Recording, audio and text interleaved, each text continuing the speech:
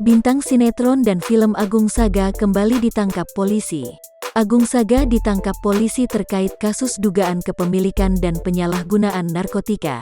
Kepala Bidang Humas Polda Metro Jaya Kombes Yusri Yunus membenarkan penangkapan Agung Saga. AS ditangkap, kata Yusri Yunus ketika dihubungi wartawan, Selasa, tanggal 30 Maret tahun 2021. Saat ini Agung Saga diamankan Polres Metro Jakarta Pusat.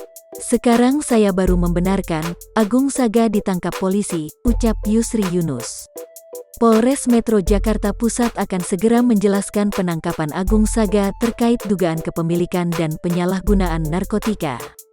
Besok, Rabu, jam 1 siang di Polres Jakarta Pusat, ujar Yusri Yunus.